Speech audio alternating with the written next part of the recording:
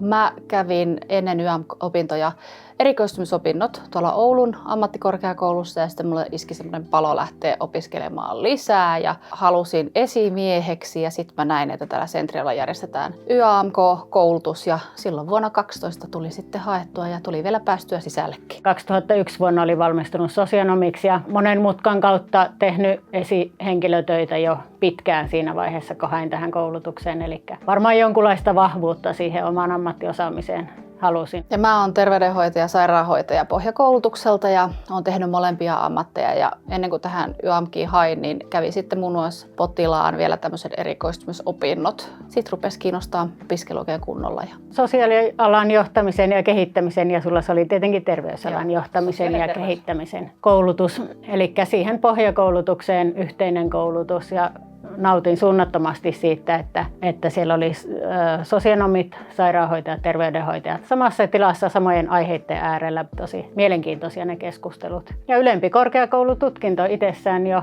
mihin hyvänsä haet, niin sehän on kovaa valuuttaa. Joo. Itsekin mä sain sitten kesken koulutuksen esimiestöitä jo. Tuli kyllä hyödynnettyä sitä heti suoraan siellä ja se oli kyllä ihan todella niin kuin hyödyllistä ja pääsi suoraan niin kuin sitä, mitä oli oppinut, niin sitten sinne käytäntöön viemään. Niin se oli kyllä ihan niin kuin sellainen kruununjalokivi siinä koulutuksessa. Sen lisäksi mä olin kyllä positiivisesti yllättynyt siitä opetuksen tasosta. Oli milloin minkäkin alan tohtori kertomassa meille ajankohtaisen asian siitä tiedosta ja taidosta, mitä on, ja johtamista tosi monipuolisesti käsiteltiin.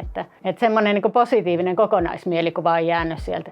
Mulle itselle jäi ehkä strateginen johtaminen todella vahvasti mieleen ja myös talousjohtaminen ja itsensä johtaminen. Siis sitä mä käytän edelleen nykyisessä työssä itsensä johtamisen taitoja. Mä jatkoin tietenkin siinä esimiestehtävässä, mistä koulun penkille lähinkin. Sitten tuli muita esihenkilötehtäviä sosiaalialan sektorilla ja viimeksi sitten projektityöntekijänä niin kuin asiantuntijatehtävissä. Ja sitä kautta sitten ajauduin tänne Centrialle.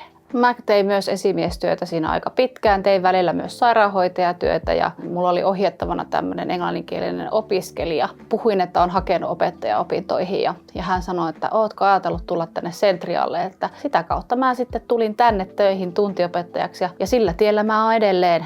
Toki nykyisin on sitten jo lehtori, etten ole enää tuntiopettaja, mutta hyvin nopeasti tuli sitten sitä kautta töitäkin. Esimieshistorian jälkeen se projektityö tuntui semmoiselta tavallaan aika helpoltakin. Ja siinä tuli semmoinen ajatus, että voisi vielä ehkä jotakin löytää uusia ulottuvuuksia. Lähdin sinne pedagogisiin opintoihin oletuksena, että menen tuohon naapuriin töihin opettamaan lähihoitajaa, kunnes joku sanoi, että mutta sullahan on se ylempi korkeakoulututkinto, että miksi et hakisi Centrialle. Ja kysyin, että onko mitään mahdollisuutta päästä harjoitteluun tänne, opetuksen harjoittelu. Sitten kun harjoittelu alkoi, niin sen tien olen täällä sitten kyllä hyvin tasaiseen ollut ja nyt syksystä asti sitten niin kuin päätoimisena tuntiopettajana. Kaikki koulutus on hyväksi. Ei tarvitse tehdä päätöstä siinä vaiheessa, kun hakeutuu koulutukseen, että mitä aion isona tehdä.